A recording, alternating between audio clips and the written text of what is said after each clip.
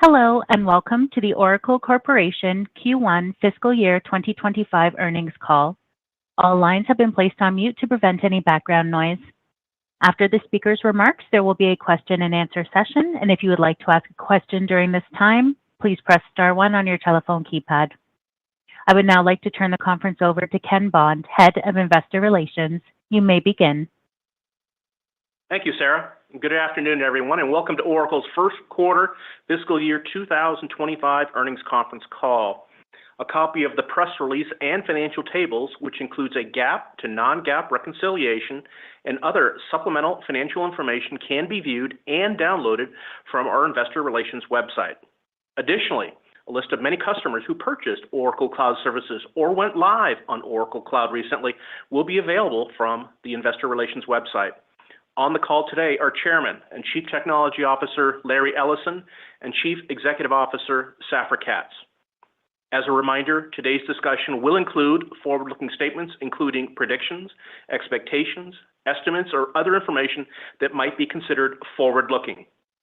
Throughout today's discussion, we will present some important factors relating to our business, which may potentially affect these forward-looking statements. These forward-looking statements are also subject to risks and uncertainties that may cause actual results to differ materially from statements being made today. As a result, we caution you against placing undue reliance on these forward-looking statements, and we encourage you to review our most recent reports, including our 10-K and our 10-Q, and any applicable amendments for a complete discussion of these factors and other risks that may affect our future results or the market price of our stock. And finally, we are not obligating ourselves to revise our results or these forward-looking statements in light of new information or future events. Before taking questions, we'll begin with a few prepared remarks, and with that, I'd like to turn the call over to Safra. Thanks, Ken, and good afternoon, everyone. Before I go to our Q1 numbers, I thought I'd take only a moment to review some of the things that you'll be hearing about over the next couple of days from Oracle. We are at Cloud World in Las Vegas, and Cloud World is where we come together with our customers and partners to share experiences and showcase our latest products and services. Our customers are our best spokespeople when they share how our technologies transform their enterprises. The innovations from our labs and research centers, in combination with feedback from our customers, have helped us build superior products and services. You'll hear about new cutting-edge features within OCI, database, analytics, Fusion, NetSuite, and our industry applications. We will also be showing new capabilities that we've been working on for a while, including embedded AI agents in Fusion, and those drive productivity and efficiencies for our customers when they're rolled out. And as an Oracle Fusion customer myself, I take great pride once again in my team's ability to have us announce earnings and give guidance 9 days after the quarter ended. Many of our customers ask us how to replicate our results, and at Cloud World, we will be having a lot of Oracle playbook conversations this week. You've already seen today's announcement of our partnership with Amazon Web Services, which has now joined Microsoft Azure and Google Cloud in making OCI and Oracle available in their respective clouds. Needless to say, we think our multi-cloud strategy will expand the ubiquity and popularity of our differentiated technologies, especially the Oracle database. Larry will share more details in just a moment. But now to Q1, which was clearly another outstanding quarter, with total revenue at the high end of my guidance and earnings per share 4 cents above the high end of guidance.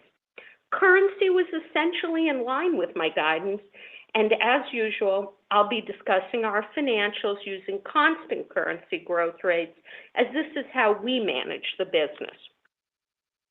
Total cloud revenue, that's SaaS and IaaS, was up 22% at $5.6 billion, with SaaS revenue of $3.5 billion, up 10%, and IaaS revenue of $2.2 billion, up 46%, on top of the 64% growth reported last year.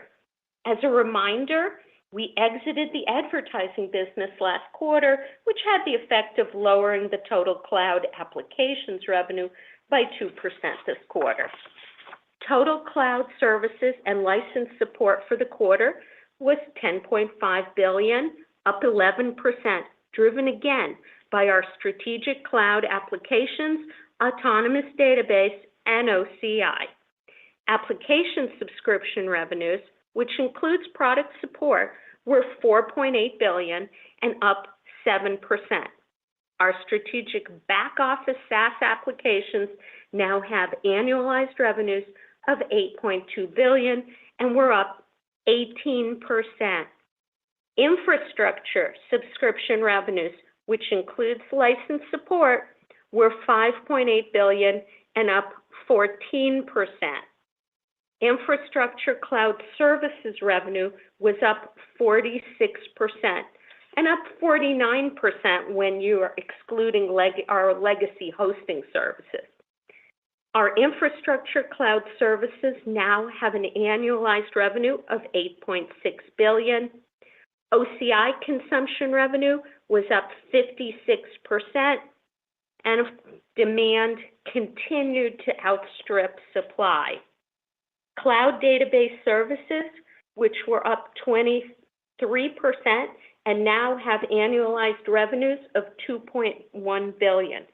Very importantly, as on-premise databases migrate to the cloud on OCI directly or through our database at cloud services with Azure, Google, and AWS, we expect those cloud database revenues collectively will be the third leg of revenue growth alongside OCI and strategic SaaS.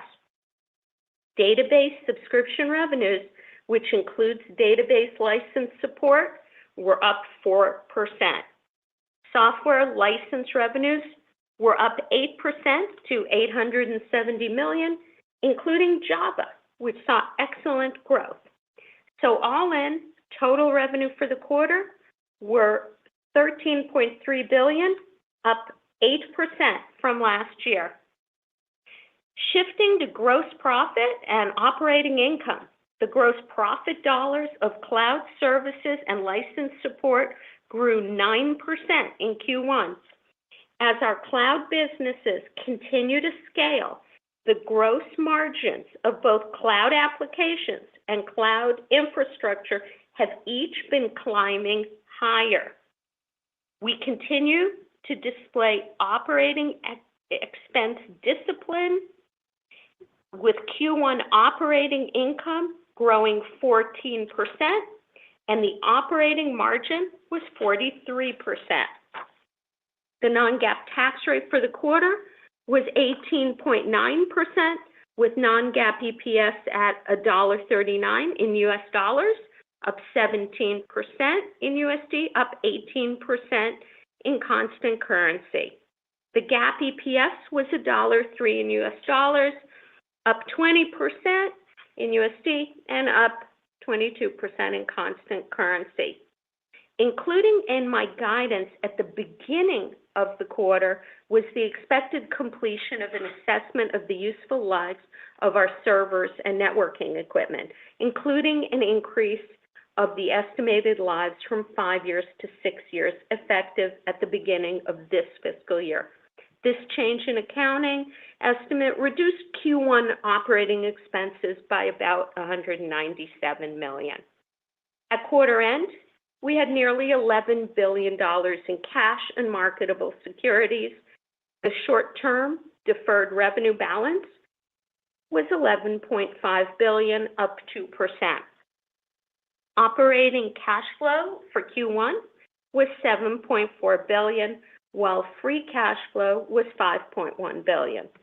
On a trailing 12-month basis, operating cash flow was $19.1 billion, and free cash flow was $11.3 billion. Our remaining performance obligations, or RPO, is now $99 billion, up 52% in constant currency. Now, while we typically see a seasonal decline of RPO in Q1, we signed several large deals this past quarter, resulting in a sequential increase in RPO compared to the decline that we typically see based on our experience over the previous 5 years. Further, our cloud RPO grew more than 80% and now represents nearly 3/4 of total RPO. And approximately 38% of total RPO is expected to be recognized as revenue over the next 12 months, which reflects the growing trend of customers wanting larger and longer contracts as they see firsthand how Oracle Cloud Services are benefiting their businesses. We spent $2.3 billion on CapEx this quarter. Given the demand that you see in our RPO growth and the additional demand we have and see in our pipeline, I expect the fiscal year 2025 CapEx will be double what it was in fiscal 2024. As always, we remain careful to pace our investments appropriately and in line with booking trends. We now have 85 cloud regions live, another 77 planned, with more to follow. We have public cloud regions, we have dedicated cloud customer regions, we have national security regions, we have sovereign regions, we have Oracle Alloy regions with our partners, and we have multi-cloud regions with Azure and Google Cloud, and now shortly with AWS as well. This sizing flexibility and deployment optionality of our cloud regions continue to be significant advantages for us in the marketplace. As we've said before, we're committed to returning value to our shareholders through technical innovation, strategic acquisitions, stock repurchases, prudent use of debt, and a dividend. This quarter, we repurchased 1.1 million shares for a total of $150 million. In addition, we paid out dividends of $4.4 billion over the last 12 months. And the board of directors again declared a quarterly dividend of 40 cents per share. Before I dive into specific Q2 guidance, I'd like to share some overarching thoughts and the benefits that I expect they will bring over the coming years. First, the Oracle database is thriving, and the multi-cloud agreements we now have with Microsoft, Google, and AWS make it easier for our customers to run their Oracle databases in the cloud. Second, we are rapidly expanding our OCI capacity to meet the demand that you see in our 52% RPO cloud growth. Third, while much attention is focused on our GPU-related businesses, our non-GPU infrastructure business continues to grow much faster than our competitors. And finally, our strategic SaaS apps continue to grow while we are starting to see more and more of our industry-based cloud apps come online. All these trends point to revenue growth going higher. We will discuss the implications of these positive trends at our financial analyst meeting on Thursday. For fiscal 2025, we remain very confident and committed to full-year total revenue growth growing double digits and full-year total cloud infrastructure revenue growing faster than last year. Let me now turn to my guidance for Q2, which I'll review on a non-GAAP basis. If currency exchange rates remain the same as they are now, currency should have about a 1% positive effect on total revenue and as much as a 3-cent positive effect on EPS. Hard to know for sure. However, the actual currency impact may be different. Total revenues are expected to grow from 7 to 9% in constant currency and are expected to grow between 8 and 10 in USD at today's exchange rate. Total cloud revenue is expected to grow from 23 to 25% in constant currency and 24 to 26 in USD. Non-GAAP EPS is expected to grow between 6 to 10 and be between $1.42 and $1.46 in constant currency, and non-GAAP EPS is expected to grow 8 to 12% and be between $1.45 and $1.49 in USD. My EPS guidance for Q2 assumes a base tax rate of 19%. However, one-time tax events could cause actual tax rates to vary. And with that, sorry it was so long, and with that, I'll turn it over to Larry for his comments. Thank you, Safra. Today, Oracle has 162 cloud data centers, live and under construction throughout the world. The largest of these data centers is 800 megawatts, and it will contain acres of NVIDIA GPU clusters able to train the world's largest AI models. That's what's required to stay competitive in the race to build just one, of the most powerful artificial neural networks in the world. The stakes are high and the race goes on. Soon, Oracle will begin construction of data centers that are more than a gigawatt. Building giant data centers with ultra-high performance RDMA networks and huge 32,000 node NVIDIA GPU clusters is something that Oracle has proven to be very good at. It's the reason we're doing so well in the AI training business. It's important to remember that we first developed those high-performance RDMA networks to interconnect our Exadata CPU cluster hardware that powers our Exadata database cloud service. The Oracle Database Cloud Service running on Exadata and Exascale RDMA clusters provide an order of magnitude better performance, better scalability, better reliability, and better security than other databases.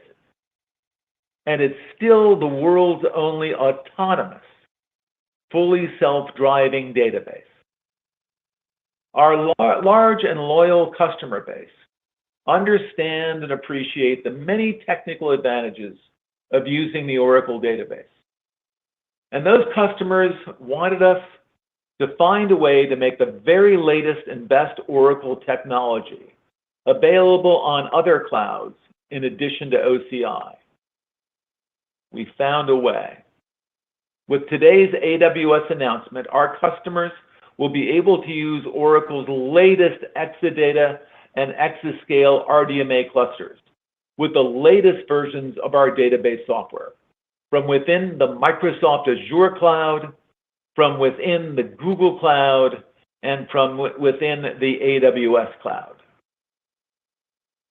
This will enable customers to use the Oracle database anywhere and everywhere. That has always worked well for our customers and for our database business.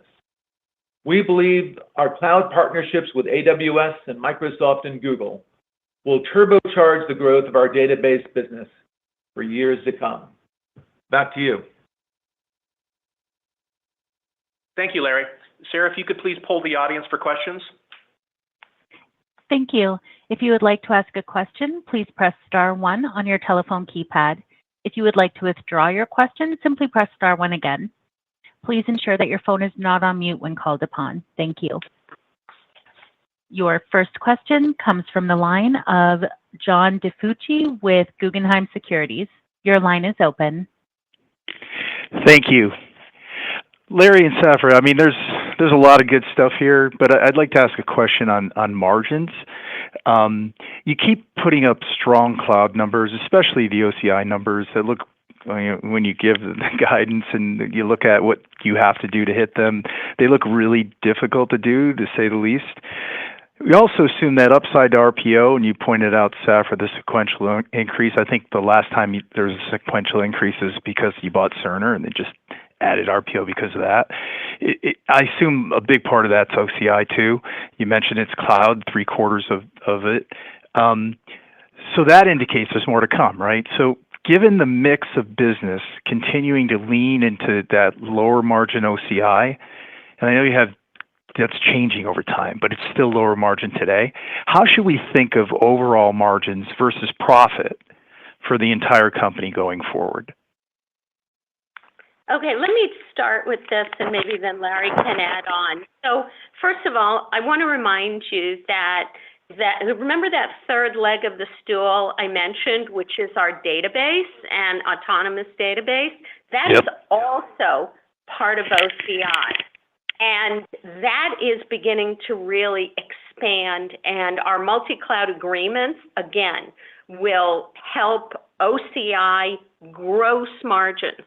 So that you know, gross margins, even this quarter, as percentage, increased, regardless of the fact that we have a lot more OCI.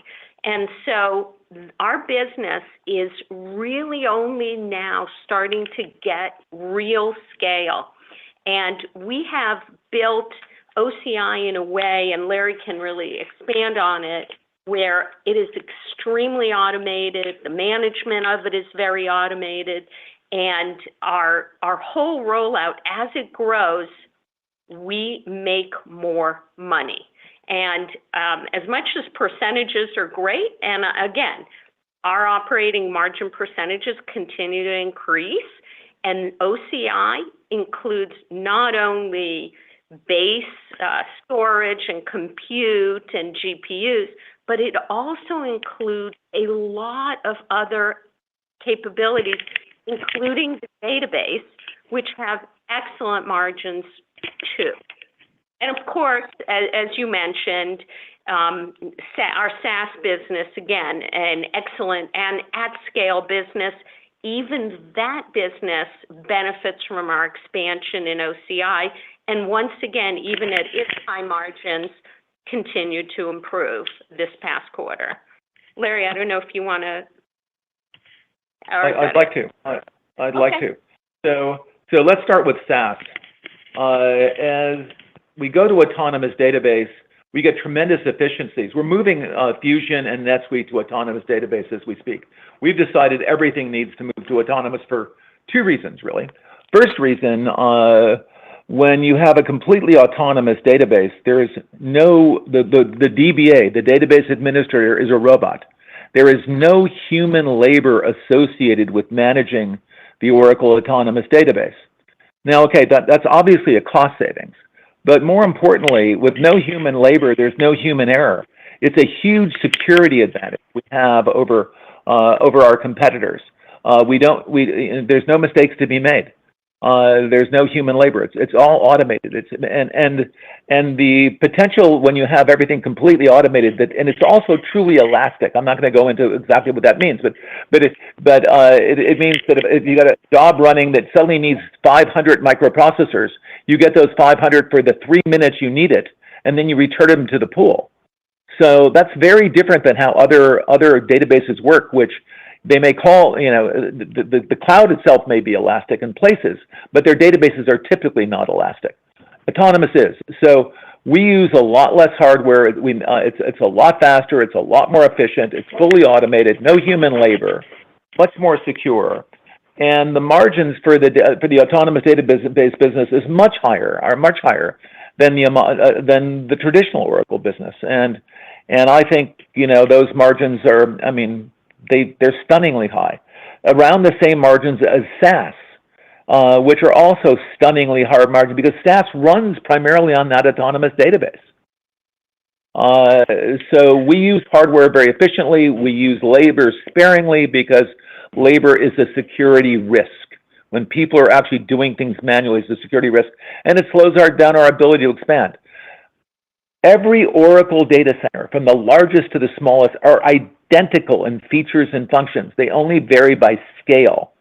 That means we have one suite of automation software that automates all of this. Nobody else does this. No one has that level of automation, that level of autonomy. It allows us to get much better margins in our database business and our SaaS business and the rest of our cloud business. Our clouds are more automated, so we have very low labor costs. Our networks are much more efficient. The RDMA networks run so much faster. If you run twice as fast, our costs go down by half. And our networks are much faster than the other clouds. So we think our potential as we scale, our potential to deliver much better margins than we're currently delivering are very real. So is it safe for me to assume that then the upside you keep putting up and you hopefully will continue to do will add profit, and that profit will actually increase as a percentage? The margins will also increase over time. I believe so, and I believe, for example, I think you'd find differing points of view from different engineers as we move Fusion to autonomous database. I think the cost savings, our cloud cost savings will be around 50%. That's what I believe. Now it might be 40%, might be 35%, but there'll be huge cost savings from where we are now, and that's across the entire base of Fusion customers. And that's just one example of how we're using faster networks, faster databases, more automation to make our products more secure. And I keep emphasizing the security is really the primary goal. But as a second order effect, we also end up spending a lot less money to run those data centers. Great. Thank you, Larry. Thank you, Safra. Your next question comes from the line of Mark Murphy with JP Morgan. Your line is open. Oh, thank you very much, and congrats on a great performance. Larry, how do you envision the market transitioning from the AI training phase to the AI inferencing phase? There's some debate out there on whether we have an imbalance or a bubble on the front end of the curve because training is so compute intensive, and then perhaps it recalibrates differently somehow for the inferencing stage, which might be less intensive. Or do you see the potential for high growth kind of all the way through both of these phases? Well, a lot of people think that, my God, I send a kid to college and then I'm done. The training's over. I got 4 years of training, and then I can put the kid to work, and they'll be doing inferencing. And that's not true. This race goes on forever to build a better and better neural network. And the cost of that training gets to be astronomical.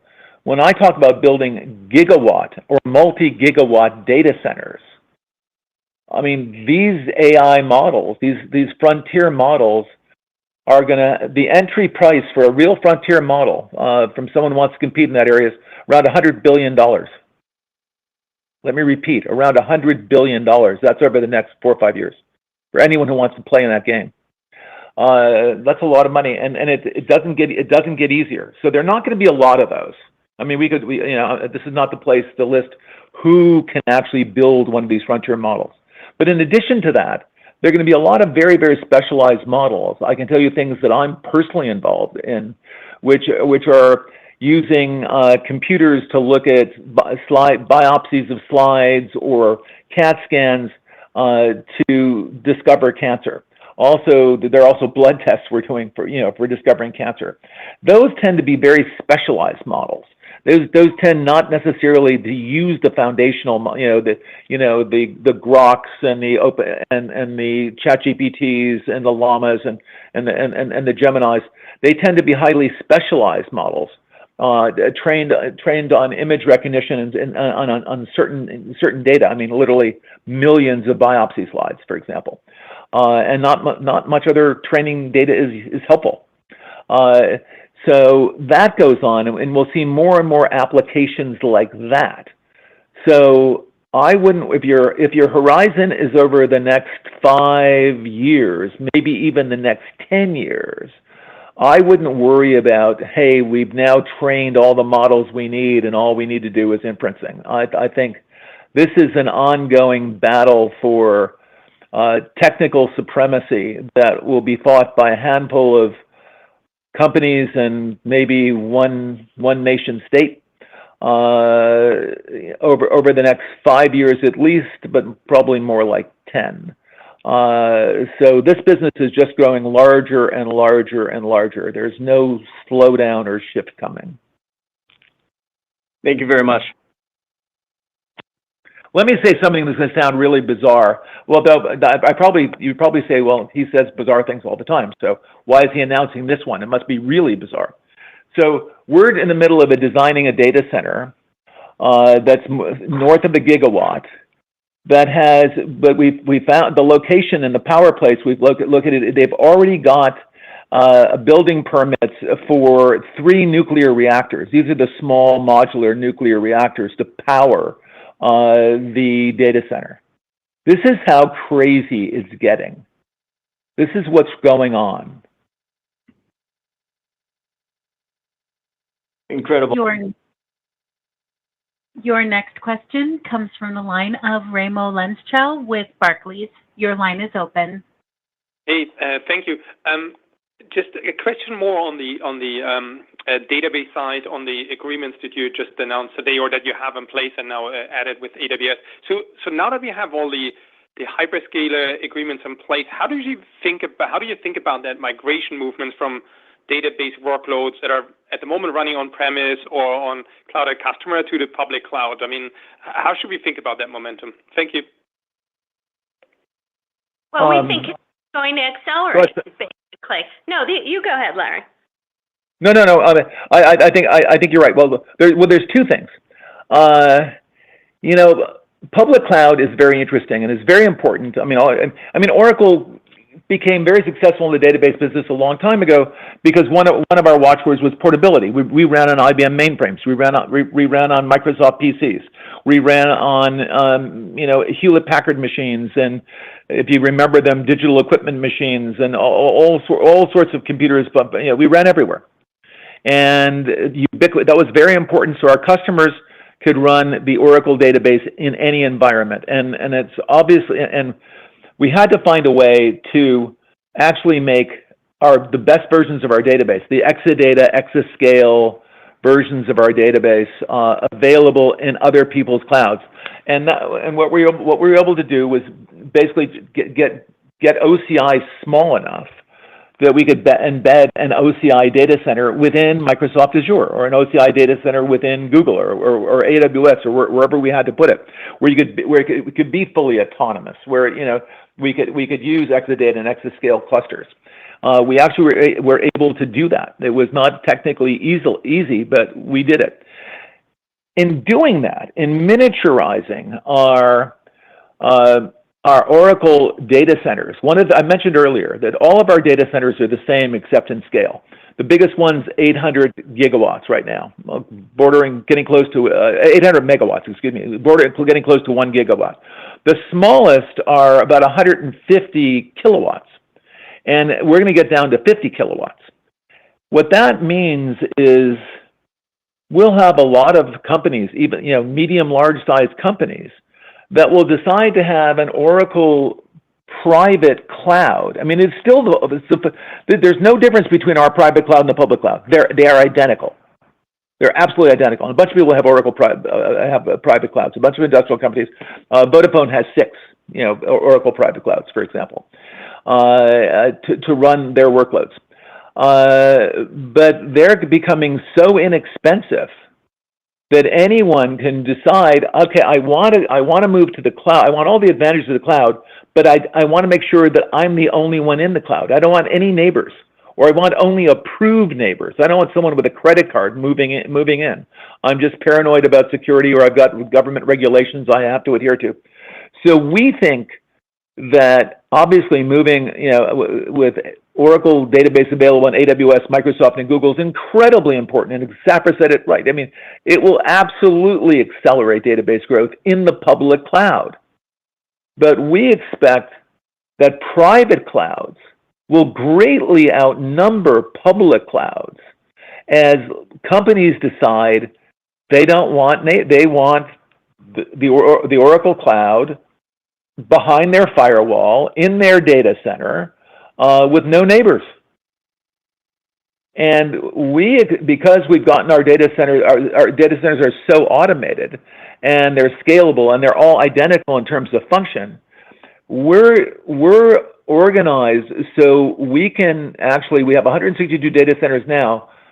I expect we will have 1,000 or 2,000 or more data centers, Oracle Cloud data centers around the world, and a lot of them will be dedicated to individual banks or telecommunications companies or technology companies or what have you, or nation states, sovereign clouds, all of this other stuff.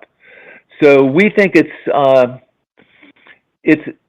hard for me to predict whether the private clouds or the public cloud, which is going to be bigger. I don't know. The good news is we win either way. Okay, interesting. Very interesting. Next question, Sarah. Thank you. Your next question comes from the line of Mark Mordler with Bernstein. Your line is open. Thank you so much, and congratulations on the quarter. Very impressive, both the quarter and the guide. We've seen a lot of focus on the model training side, but less on applications and inferencing and the rest. You guys have a lot of expertise in the market and in the industry. You already have traditional AI sprinkled throughout all the Oracle products and capabilities, but where do you see the monetizable value of Gen AI on the app side? How long do you think it's going to take for Gen AI to be a meaningful revenue, not just for Oracle, but software in general on the app side, not on the training side? Thank you.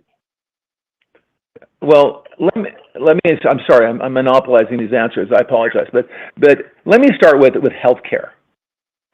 From everything from us helping doctors diagnose, different diseases.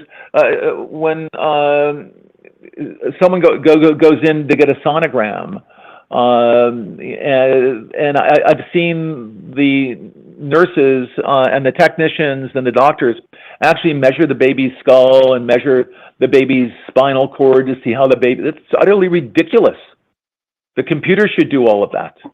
And if there's an umbilical wrapped around the fetus's neck, the computer should discover all of that. And that should all be recorded. The doctor should get assistance from a computer doing all of this stuff. Looking at the plaque and coronary arteries, all should be done that way. Already we've delivered, when a doctor gets ready to visit a patient, we prepare a summary for the doctor. We use AI to look at the electronic health records, the latest labs that might have been finished just a few hours ago, and let the doctor know that whether there's stability or disease progression or whatever the doctor needs to know prior to the consultation with the patient. That summary is created by AI, human readable summary. Then AI listens to the consultation between the doctor and the patient. This is already delivered. This is already out there. They'll listen to the consultation with the doctor and the patient. If the doctor orders a prescription, the AI checks to make sure the prescription is accurate and enters the prescription. The AI updates the electronic health records. The AI transcribes and distributes the doctor's orders, all from listening to the conversation. The doctor then gets a draft at the end of the conversation that the doctor can quickly review and approve. And then the prescriptions are filled, and the orders are executed, and the electronic health records are updated. We're already doing all of that, but I can go on. In healthcare, we need so many things, from reading of X-rays to just the user interface. Our user interface is so different than Epic's. I was at Stanford with my son at one time, and it took three different physicians to actually be able to find his X-rays. This is how you find the X-rays for Larry Ellison. You say, Oracle, please show me Larry Ellison's latest X-rays. It's a voice interface. You just ask for them. You don't worry about it. How do you log on?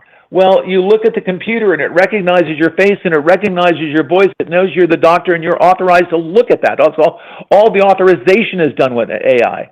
When are we going to start monetizing it? Well, all of Cerner is the monetization. The fact that we can dramatically expand our health business is because it's based on AI. AI is just, I don't know how to describe it. Let me see the best way to describe it. It's not something you sell separately. It's the diagnostic system. It's the electronic health record system. It is the pharmacy system, the prescription system, the user authentication, the login system. It's all AI. And I know people think it's a separate thing that, oh my God. And I hear a bunch of application companies say, oh, we now got AI agents we'll charge for separately. I mean, our applications are going to be primarily AI applications. Everything. How do you charge separately for everything? I really don't. I find it bewildering when I listen to them talk. I don't understand what they're saying. I wonder, and I'll stop there. Larry, I think you're the first person to explain it that way. Thank you. It makes a lot of sense. Thank you, Mark. Sarah? Go ahead, Sarah. Thank you. Your next question comes from the line of Derek Wood with TD Cowen. Your line is open.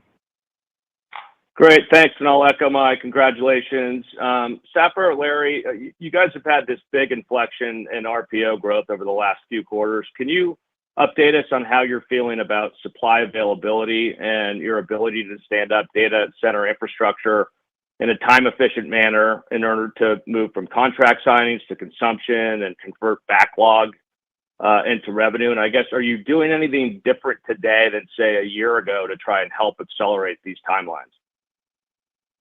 Okay, I'm going to start and Larry can finish. So we have enormous demand. That is absolutely true. And I will say that demand is still outstripping supply. But I can live with that because we are laying out a lot of supply. As you can see in the revenues, and you can see that in the guidance and my commitment for this next year. And we'll be talking about beyond on Thursday at Financial Analyst Day. We have made a number of changes, including what Larry mentioned earlier, which is the automation of the setting up and laying down our data centers. However, there are, because demand is so large, we do have to get in different places. As I told you, I don't know, a couple of quarters ago, we made the decision, instead of picking up small pieces, to actually wait, in some cases, to pick up larger locations. And that is really playing out very, very well for us. But we are really moving and growing in so many places because it's not only public cloud rollouts, but it is also private clouds, which are in immense demand, national security regions, immense demand. And really, we are moving as fast as we can. And automation is the thing that has helped us lay this out. And the fact that we have an everything everywhere means nothing's unique. Everything's the same. And that cannot be said by our competitors. And that helps us in our rollouts. Yeah, I just want to emphasize what Safra just said. Our private clouds are identical to our public clouds, except for the fact they might only have one tenant, and it might be in a building that you own. Besides that, they're identical. We own the hardware. We manage the hardware for you. It just happens to be in a building you own, and you're the only one that can get in. So that's a very different situation than all of our competitors, and it's fully automated. So we're prepared to manage thousands of data centers. By the way, I would compare that to Elon Musk's Starlink, where he's got, I think, close to 7,000 satellites in the sky now. 6,800. I'm thinking, how do you manage these satellites? Constantly maneuver. They're not geosynchronous satellites. They're low Earth orbiting satellites, so they're constantly flying around and changing location. How do you manage 7,000 spacecraft? Flying around. Well, let me tell you, computers. It's got to be fully automated, or it's not going to work. You can't have thousands, even hundreds, I would say, data centers. You can't have, but you certainly can't have thousands of data centers unless they're fully automated. And the only way you can automate something is to make them all the same. You can't automate 25 different things. So, that's one thing. The other thing I'll point out, and I kind of, I think it's interesting about Oracle, that some of the most senior people in our management team are experts in building buildings, building electric power plants, and electric transmission systems. Because building these data centers is just that. You can't just build a data center. You also have to account for the energy and the transmission of the energy from where it's generated to the data center. And of course, the most efficient way to do this is actually build the power generation plant right next to the data center, so you transmit over the shortest distance. And we actually have very senior people who are actually come from the utilities industry, as strange as that sounds, that are expert in doing this and helping us build these gigantic projects. Again, I'll harken to Elon Musk. One of the hardest jobs he had in building Tesla was when he built the Austin plant. He had to build the largest building ever been built by humankind anywhere at any time. And you want to know the largest building ever built? It's not the Pentagon. It's not it's not the NASA building for the space shuttle. Largest building is the Tesla plant. And so you have to be the contractor of that plant. You have to be able to build those things and then fill it with robots that then build your cars. So you got to build the building, get the power. Build all the automation systems, which is the hardest part about building the cloud or building the automation system. Build all the automation systems so it works efficiently and reliably and cost effectively. That is, and we have some really interesting people here with a very different experience base than we had even 5 years ago. Thank you very much. Your final question comes from the line of Brad Zelnick of Deutsche Bank. Your line is open. Great. Thanks so much for fitting me in. And I'll just start by saying I can't remember a Q1 ever being this exciting. Larry, we've talked about a lot of the reasons why you win in cloud infrastructure, especially by addressing areas of the market where your competitors can't even reach. But in light of many high-profile cyber incidents lately, can you talk about how being more secure, not just in being so highly automated as you've already discussed, but how is being more secure helping to win some of these very large OCI deals, especially in the U.S. and other governments around the world? Thank you. Well, I couldn't thank you more for the question because I have two things I'm talking about at Cloud World on Tuesday. One is multi-cloud, and the other is security. And let me announce right here, we're done with passwords. The idea is utterly ridiculous. They're easily hacked. The more difficult they are to remember, the more likely you are to write them down, the more likely they are to be stolen. Everything done to make passwords better has made them worse. It's a terrible idea. So we're getting rid of passwords entirely. This is the way logon is going to work. I'm going to type in larry.ellison@oracle.com. The computer is going to look at me and say, okay, hi, Larry. Yeah, we're done. Why would I type in it? Okay. Safra can recognize me. My kids can recognize me. You telling me the computer can't recognize me and log me in? This is ridiculous. So we're no more passwords. Those have got to go. There are other things we can do to secure network communications, and we have this new technology. We actually goes live in our cloud this week, called Zipper. It's called Zero Trust Packet Routing that I'll be talking about, and it guarantees biometric authentication will guarantee that you are who you say you are when you log in. So we'll know. So users, fraudulent users will find it very difficult to infiltrate our systems with biometric authentication. And by the way, there are keys on the keyboard that will look at your fingerprints. It depends on how. If you want facial recognition plus fingerprints, all voluntary. You don't have to do it if you don't want to. But I certainly, a whole bunch of people prefer biometric authentication. That's why Google Pay is popular and Apple Pay is popular. So it's for my convenience. I don't want to remember passwords. Look at me and recognize me and log me in. Don't ask me to type in some stupid 17-letter password that someone can steal. There's that. The zero trust packet routing actually authenticates you from the user all the way to the data. And we've greatly simplified network security by separating it from network configuration. That's another thing I'm going to talk about. But by the way, let me go back to automation. Automation is more of a security issue than it is an efficiency issue. Automated cars, self-driving cars will kill a lot fewer people every year than human drivers. They don't get drunk. They don't go 135 miles an hour. Automation is a safety issue and a security issue. Almost all cyber attacks begin the same way, with human error. If there is no Oracle database administrator, as there isn't with the autonomous database, the DBA cannot make a configuration mistake that exposes your data. You can't have a human being involved if you want to make your data secure. Autonomy is a huge portion of it. And the fourth piece of security that I'll talk about is code generation.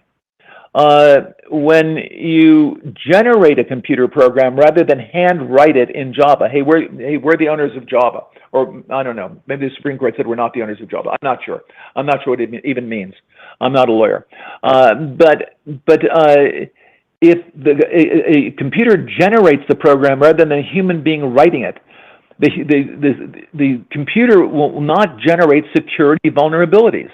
They will not generate something called state, which means your application can't fail over automatically in case your data center loses power or burns down or something like that. Code generation is a huge portion of next generation security.